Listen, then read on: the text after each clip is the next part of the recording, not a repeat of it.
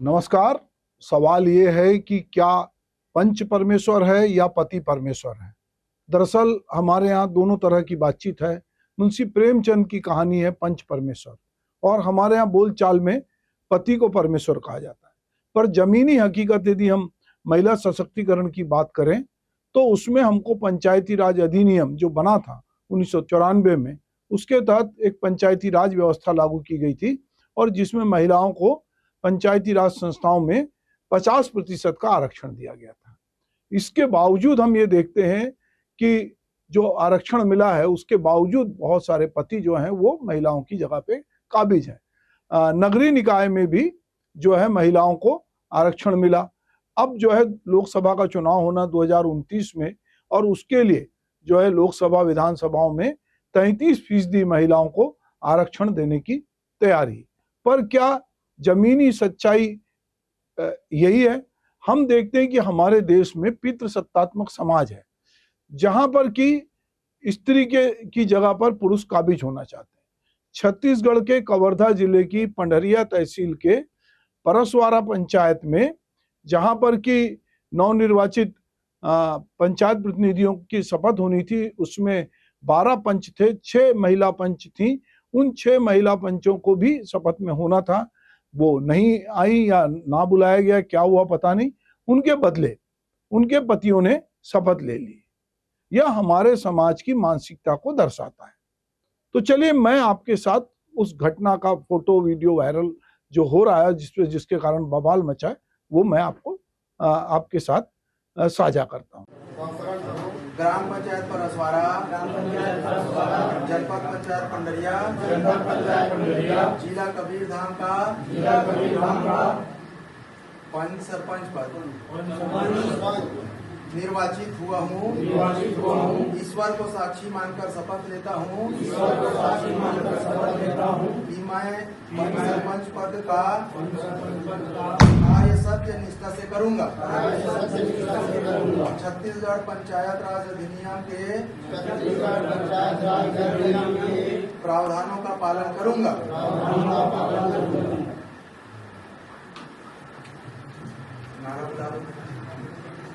भारत माता की जय। भारत माता की जय। अभी हम लोगों ने OTT प्लेटफॉर्म पर सीरीज जो है वो पंचायत सीरीज देखी, जो बहुत लोकप्रिय हुई।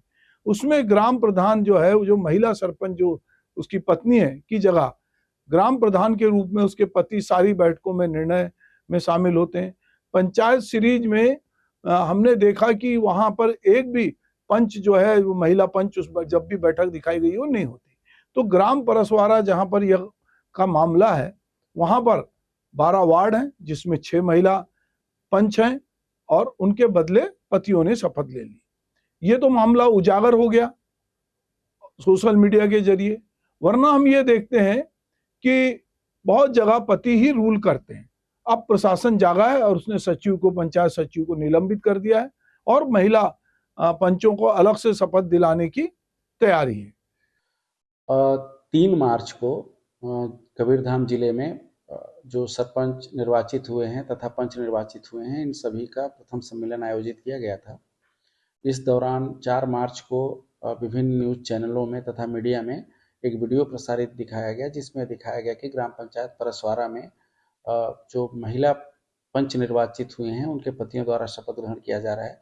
इस मामले में प्रथम दृष्टया दोषी पाए जाने पर सचिव को निलंबित कर दिया गया है तथा उसे आरोप पत्र जारी किया गया है। आगे जांच के बाद जो भी आवश्यक कार्रवाई होगी वो की जाएगी। शुक्र है कि यह मामला उजागर हुआ, वरना औपचारिकताओं में तो महिला प्रतिनिधियों की शपथ तो होती है, पर उनके पति ही पंचायत की सत्ता, या कहना चाहिए कि बाकी सत्ता संभालते हैं। पंचायत की बैठक में भी महिला प्रतिनिधि नाराज रहती हैं। यह हाल पूरे देश का है। दरअसल 5 साल तक पति, पिता, पुत्र ये सोचकर जनसंपर्क करते हैं, मंसूबे पालते हैं कि अब की बार जब भी चुनाव होगा तो पंच, सरपंच, पार्षद, नगर पंचायत, नगर पालिका अध्यक्ष और मेयर का चुनाव वो लड़ेंगे। पर जो महिला रिजर्वेशन की वजह से जब वो सीट उनके हाथ से निकल जाती है, तो अपने परिवार की महिला को चुनाव में खड़ा करके सारा कुछ खुद करते हैं, और चुनाव जीतने के बाद उन्हें लगता है कि ये चुनाव दरअसल उन्होंने जीता है, फिर वो प्रत्यक्ष अप्रत्यक्ष रूप से सत्ता के सारे पावर, सारी चीजें, जो सूत्र है वो अपने पास रखना चाहते हैं। चुनाव में सारी प्रचार सामग्री में पत्नी के नाम के पीछे पति का नाम, सरनेम जुड़ा होता है। यह दर्शाता है कि असली आदमी कौन है। बहुत जगहों पे हम ये देखते हैं कि सरपंच, पंचायत और नगरीय निकाय के प्रतिनिधि के बदले उनके पति जो है, अगर कुछ कागज दस्तखत करने ले जाता है कोई सरकारी या कोई आदमी, तो वो अंदर जाते हैं, खुद ही उनकी दस्तखत कर देते हैं और लाके दे देते हैं। उनके निर्णय भी वो खुद ही बता देते हैं कि वो ऐसा ऐसा करो। तो महिला प्रतिनिधि अभी लगा रखता है कि जैसे रबर स्टैंप मात्र है। पंचायत सीरीज में जो एक दृश्य बदलता है, जब कलेक्टर जिले की आती हैं और वो कहती है कि मैं बैठक लूंगी, और प्रधान जो है, जो सरपंच नहीं है, वो बैठ जाते हैं, तो उनको कहती नहीं, अपनी पत्नी को बुलाओ, और उनको अपनी पत्नी को बुलाना पड़ता है, वो बगल में बैठती। ऐसे ही जहां कहीं भी पंचायत प्रतिनिधियों को कभी एसडीएम के बाजू में, कभी कलेक्टर के बाजू में, कभी मिनिस्टर के बाजू में पद के कारण बैठना पड़ता है, तो धीरे धीरे ये जो बैठना है ये उनको बताता है कि दरअसल उनकी क्या हैसियत है। और फिर ये महिलाएं, वो जो पति के घेरे से जो में कैद हैं, वो धीरे धीरे उनके आजादी के पंख निकलना शुरू होते हैं और उनको लगता है कि हमारी भी कोई सत्ता है। लगभग 29-30 साल हो गए पंचायती राज व्यवस्था को लागू हुए, और महिलाएं आगे भी बढ़ी हैं, पर धीरे धीरे वो मुखर भी हो रही हैं, निर्णय भी लेने लगी हैं। पर अभी भी दृश्य जो है जैसा हमने देखा कई जगह वैसा ही है। जो महिलाएं राजनीतिक और सामाजिक जीवन में अगुवाई करती हैं, मुखर दिखाई देती हैं, कई बार वे अपने घर के भीतर भी प्रताड़ित होती हैं और चुप रहती हैं।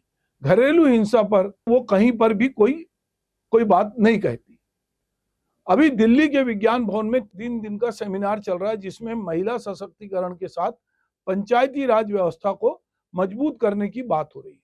भारत सरकार के पंचायती राज मंत्रालय ने महिलाओं और बालिकाओं के लिए सुरक्षित, समावेशी और लैंगिक समानता सुनिश्चित करने के लिए आदर्श महिला हितैषी ग्राम पंचायत पहल की शुरुआत की है। इस पहल का उद्देश्य प्रत्येक जिले में कम से कम एक ग्राम पंचायत को महिला अनुकूल बनाना है, जो कहना चाहिए संवेदनशील और बालिका अनुकूल जहां पे वातावरण हो। ये सरकार की एक पहल है कि वहां पर महिलाओं के लिए एक ऐसा वातावरण हो। तो इस योजना के अंतर्गत महिलाओं को जो है महिला हितैषी पंचायतों में महिलाओं को उच्च गुणवत्ता वाली शिक्षा, स्वास्थ्य सेवाओं का लाभ सुगम रूप से पहुंचाने की तैयारी है, जिसमें उनकी जीवन की गुणवत्ता में सुधार हो। इन पंचायतों में महिलाओं के लिए रोजगार के अवसर को बढ़ाया जाए। ये एक प्रयोग है और ये एक एक पंचायत में होगा। इसमें उनको आर्थिक स्वावलंबन, आर्थिक स्वतंत्रता और जो उनके प्रजनन के दौरान जो उनको तकलीफ होती है, स्वास्थ्य संबंधी चीजों के लिए बहुत सारी चीजें उपलब्ध कराने की बात सोची गई है। ये आदर्श के रूप में ये पंचायतें होंगी, जहां पर की महिला हितैषी पंचायत के रूप में इनको चुना जाएगा। हम जानते हैं कि इसके पहले भी पंचायत विभाग ने आदर्श विधायक ग्राम योजना और सांसद ग्राम योजना चालू की थी, पर धीरे धीरे लोगों की सहभागिता नहीं होने के कारण वो योजनाएं भी एक तरफ हो गई। देखते हैं कि महिला हितैषी योजना किस तरह से महिलाओं को निर्णय लेने की प्रक्रिया में सक्रिय भागीदारी सुनिश्चित करेगी, क्या उनकी आवाज को महत्व मिलेगा, और महिला सशक्तिकरण जो है, जिसको हम कहते हैं कि जिसमें महिलाओं को आर्थिक, सामाजिक और शैक्षणिक और राजनीतिक और कानूनी रूप से सशक्त बनाने की सोच है, ताकि वे अपने अधिकारों और अवसरों का पूरी तरह से उपयोग कर सकें। अगर हम अपने देश के परिप्रेक्ष्य में देखते हैं तो महिलाओं के उत्थान के लिए कई कानून और योजनाएं बनाए गए हैं, लेकिन जमीनी सच्चाई भी एक मिश्रित तस्वीर हमारे सामने आती है, जहां पर हम सरकारी स्तर पर महिला सशक्तिकरण के लिए उठाए गए कदमों और नियम कानून की बात करें तो संविधान में समानता का अधिकार जो है, जिसमें अनुच्छेद 14, 15, 16, 39 निहित है। बेटी बचाओ बेटी पढ़ाओ कार्यक्रम चला, महिला सशक्तिकरण के लिए महिला आरक्षण, जिसमें पंचायती राज की हमने बात की। उसके अलावा दहेज निषेध अधिनियम भी आया 1961। इसके बाद लगातार महिलाओं को आर्थिक रूप से महतारी वंदन योजना आई, लाडली दीदी योजना आई, लखपति दीदी योजना आई, बहुत सारी अधिनियम आए, योजनाएं आई, ये आ रही हैं लगातार। उज्ज्वला योजना आई कि गरीब महिलाओं को मुफ्त में गैस कनेक्शन देने की बात आई। जनधन योजनाओं में महिलाओं के बैंक खाते खोले गए। सेल्फ हेल्प ग्रुप जो है SHG जो है वो भी उसके जरिए मुद्रा योजना जो है महिलाओं को स्वरोजगार के लिए उसमें भी शामिल किया गया। तो अगर हम ये देखते हैं कि महिलाओं के लिए बहुत सारे कानूनी प्रावधान और योजनाओं के बावजूद महिलाएं सार्वजनिक स्थानों और कार्यस्थलों पर असमानता और यौन उत्पीड़न का सामना करती दिखती हैं। हम ये कह सकते हैं कि पहले की तुलना में महिलाओं के खिलाफ अपराध, बलात्कार, घरेलू हिंसा, एसिड अटैक में कमी तो आई है, लेकिन अब भी एक गंभीर समस्या है। हम अगर वाकई में महिला सशक्तिकरण चाहते हैं और सोचते हैं कि देश की आधी आबादी को बराबरी का हक मिले, तो हमें हर लड़की की शिक्षा सुनिश्चित करनी होगी। महिलाओं को उद्योग में, स्टार्टअप और नौकरियों में बराबरी की भागीदारी देनी होगी। कानून का सख्ती से पालन करते हुए यौन उत्पीड़न, दहेज, घरेलू हिंसा पर त्वरित न्याय दिलाना होगा। सोशल मीडिया और डिजिटल जो सशक्तिकरण करते हुए महिलाओं को डिजिटल शिक्षा और ऑनलाइन सुरक्षा के बारे में जागरूक करना होगा, क्योंकि इस समय ऑनलाइन अपराध बहुत बढ़ रहे हैं और जिससे महिलाएं सबसे ज़्यादा इसकी शिकार हो रही है। हमें समाज की मानसिकता में बदलाव लाना होगा और जागरूकता बढ़ानी होगी, ताकि जो है वाकई में महिलाओं के लिए जो आरक्षण की व्यवस्था है, महिलाओं के जो अधिकार हैं, जो वो सारे जो हैं वो उनको मिले। ये एक लंबी लड़ाई है, पर काफ़ी कुछ बदला है, पर अभी भी हमको लगता है कि उनको पूरी तरह सुरक्षा, समान अवसर नहीं मिल रहे हैं। तब तक जो है असली सशक्तिकरण जो है अधूरा रहेगा। इसलिए कानून के साथ साथ समाज की सोच और व्यवहार में भी बदलाव जरूरी है।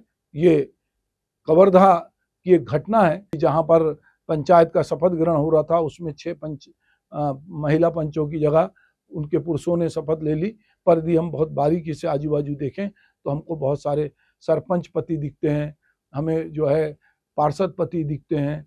तो हमें बहुत सारे पति जो हैं या उनके घर के पुरुष जो हैं उनकी सत्ता या उनके अधिकारों का उपयोग करते दिखते हैं। धीरे धीरे महिलाएं आगे आ रही हैं, पर हमको इस दिशा में सोचने की जरूरत है। नमस्कार।